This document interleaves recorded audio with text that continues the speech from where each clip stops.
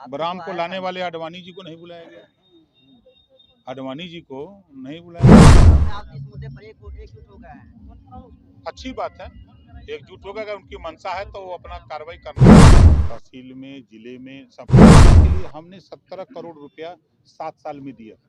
अब यहीं आपके सामने मैंने पूछा, किसी को 5,000 रुपया नहीं मिला।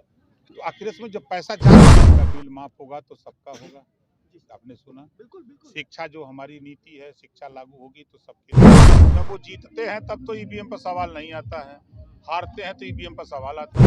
मिल गई है, वो अब समय अब लड़ेंगे। वहाँ ममता जी ने कह दिया कि हम नहीं रहेंगे गठबंधन में, नीतीश जी अपना अलग छटक रहे हैं। पहलवान तैयार हैं। कितने सीटों पर सर? यहाँ भाई देखिए, गठबंधन रहेगा, 2 सीट पर हम गोपालगंज देखते हैं, इसी तरह नेवादा, नालंदा, पटना हम देखते हैं। लेकिन यहाँ बिहार के नेताओं ने इनको गुलाम बना करके रखा है। सर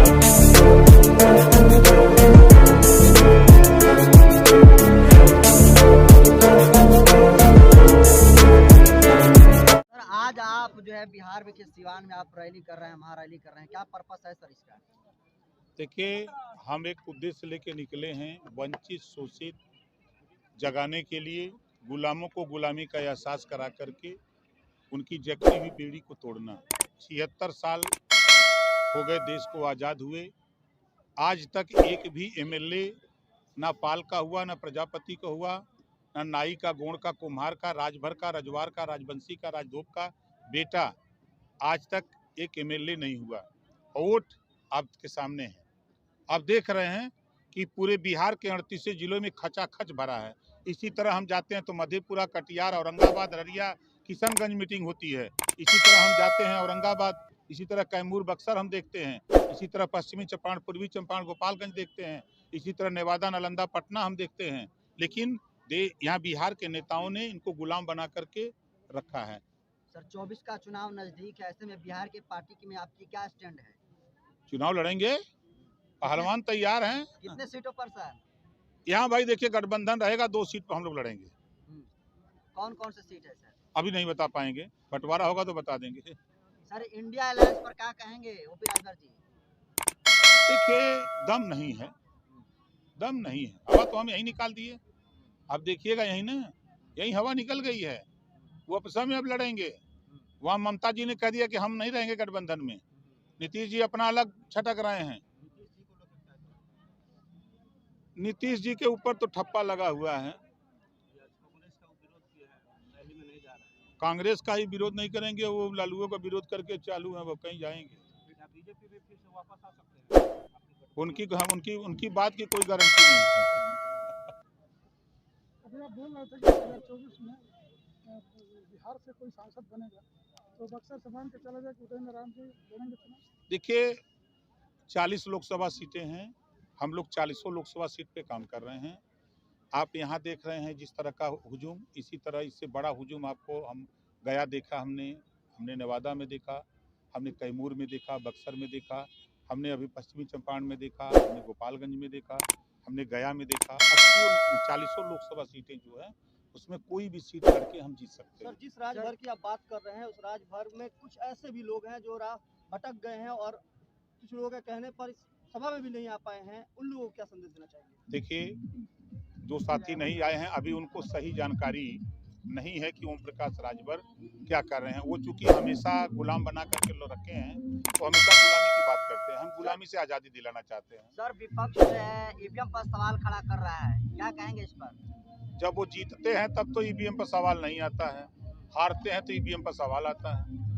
सर चुनाव आयोग को घेरने की बात हो रही है, चंद्रशेखर और मायावती इस मुद्दे पर एकजुट हो गए हैं। अच्छी बात है, एकजुट होगा। अगर उनकी मंशा है तो वो अपना कार्रवाई करना चाहिए। संविधान में तो यही व्यवस्था है, बाबा साहब ने जो दिया है।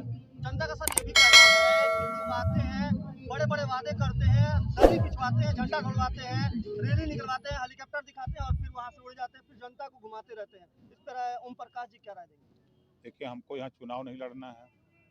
नहीं, जिस तरह आपने बोला कि हम पूरे समाज को लेकर, राजभर के लिए नहीं, पूरे समाज की पूरे बात समाज की की बात हो रही है, पूरे संकल्प की बात की कि सबको लेकर एक ओम प्रकाश एक मजबूती के साथ कदम बढ़ाया है। बिहार में पहली बार आए हैं ओम प्रकाश जी, तो सबको लेकर चलेंगे। उन लोगों को मैं बोल रहा हूँ कि किस तरह देखिए, बिजली का बिल माफ होगा तो सबका होगा, आपने सुना। बिल्कुल बिल्कुल। शिक्षा जो हमारी नीति है, शिक्षा लागू होगी तो सबके लिए लागू होगा। स्वास्थ्य की जो हमारी नीति है वो सबके लिए लागू होगा। हम रोजगार परक शिक्षा जो चाहते हैं कि कक्षा 4 से मोबाइल बनाना, मोटरसाइकिल बनाना, फ्रिज, एसी, कूलर, इस तरह के 100 विषय बने। कक्षा 4 से ये शिक्षा, रोजगार परक शिक्षा लागू हो। इसका लाभ एक जाति को नहीं मिलेगा। जब शिक्षा लागू होगी, रोजगार परक शिक्षा, तो सबके लिए होगी। जो भी जातियां बिहार में हैं या देश में, जो 6,743 जातियां देश में हैं, सभी जातियों के लिए लागू होगा। तो हमारी लड़ाई सबके लिए है, किसी एक जाति के लिए नहीं है।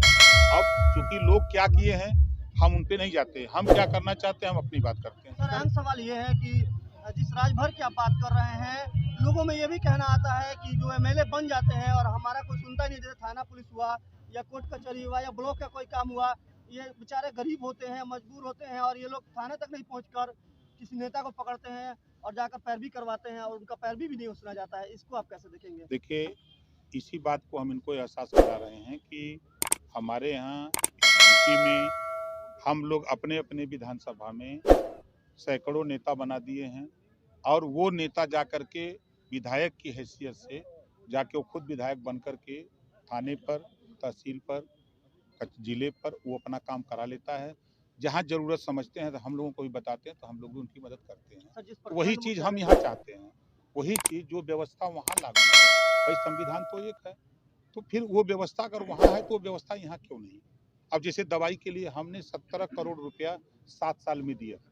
अब यहीं आपके सामने मैंने पूछा, किसी को 5,000 रुपया नहीं मिला। तो आखिर इसमें जब पैसा जा कहाँ रहा है? जब संविधान में व्यवस्था है, विवेकाधीन कोष का पैसा होता है, उस पैसे से निकाल करके गरीबों के इलाज के लिए दिया जाता है। तो हम 7 साल में निकाल के 17 करोड़ दे दिए, तो यहाँ का विधायक क्यों नहीं दे रहा है? अगर ये नहीं दे रहा तो जनता को जानकारी दिए। ऐसा विधायक चुना जाए कि वो जाए वहाँ से पैसा निकाल के गरीबों के इलाज के लिए दे। इस तरह की व्यवस्था हम चाहते हैं। सर, हम ये पूछ रहे हैं कि जैसे यहाँ के लोग आज आए हुए हैं सभा में, काफी दूर दूर से आए हुए हैं, एक नहीं कि जिला से नहीं, कई प्रखंड से लोग आए हुए हैं, पूरे सिवान जिला के लोग आए हुए हैं। इन लोगों में एक ईद और छठ का त्योहार और खुशी दिख रहा है कि हमें आज मजबूती मिला है। आज हर चीज़ से हम लड़ सकते हैं, राइट रॉन्ग नहीं, राइट, जहाँ पर हम सत्य में हैं वहाँ लड़ सकते हैं।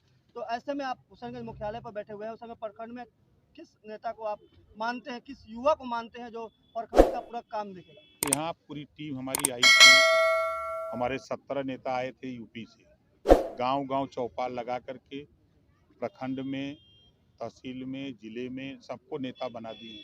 महिला नेता, राष्ट्रीय स्वयं देव सेना, युवा मंच, मेन बॉडी, सब नेता बना दिए हैं। बना करके पूरा कागज पत्र यहाँ के प्रदेश अध्यक्ष को सौंप दिया गया, यहाँ के जो जिला अध्यक्ष हैं उनको सौंप दिया गया। अब उनकी देखरेख में एक बैठक होगी। सर, रामलला के प्राण प्रतिष्ठा के दिन राष्ट्रपति जी को नहीं बुलाया जाता है, इस पर क्या आपकी राय है? कंट्रोवर्सी है कि उनकी आदिवासी जाति की वजह से नहीं उनको बुलाया गया। अब ऐसा कुछ नहीं, बहुत लोगों को नहीं बुलाया गया। राम को लाने वाले आडवाणी जी को नहीं बुलाया गया, आडवाणी जी को नहीं बुलाया गया। सर, आप तो गए थे, बिल्कुल झोला गए थे। झोला ढोते हुए नजर नहीं आए है। सर। बिल्कुल, आपके चश्मे में झोला दिखता था, झोले में प्रसाद थी। प्रसाद ही सर। एक और मसला सर गरमाया हुआ है, डॉक्टर रितु सिंह है, दिल्ली यूनिवर्सिटी के प्रोफेसर हैं, उन्हें निकाल दिया गया जॉब से। इस मसले पर आपकी क्या राय है सर? अब किन कारणों से निकाला गया है वो जांच का विषय है। अब पूरी जानकारी तो हमको है नहीं कि हम उस पर बता नहीं पाई।